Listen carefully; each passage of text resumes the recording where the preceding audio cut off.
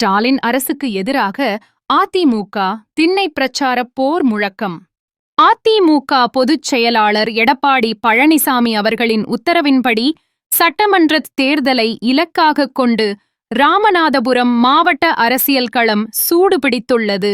முதுகுளத்தூர் மத்திய ஒன்றியக் கழகச் செயலாளர் டி செந்தில்குமார் தலைமையில் முக்கிய ஆலோசனைக் கூட்டம் நடைபெற்றது. மாவட்டக் கழகச் செயலாளர் ஏ முனியசாமி அவர்களின் ஆலோசனையின் பேரில் இந்த கூட்டம் ஏற்பாடு செய்யப்பட்டிருந்தது. முதுகுளத்தூர் மத்திய ஒன்றியத்துக்கு உட்பட்ட 43 பூத்பாக கிளை நிர்வாகிகள் மற்றும் கிளைக்கழகச் செயலாளர்கள் இந்த கூட்டத்தில் கலந்து கொண்டனர்.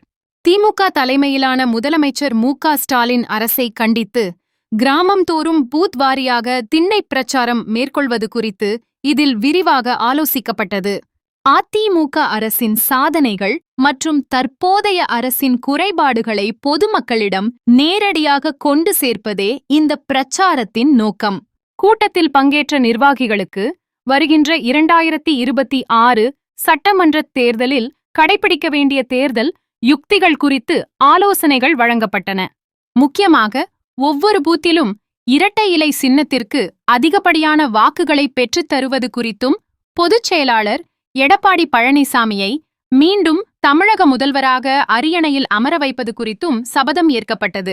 அதிமுகவின் இந்த திடீர் திண்ணை பிரச்சார் திட்டம் ராமநாதபுரம் மாவட்ட அரசியலில் பெரும் பரபரப்பையும் ஆளுங்கட்சியான திமுகவுக்கு ஒரு சவாலையும் ஏற்படுத்தியுள்ளது.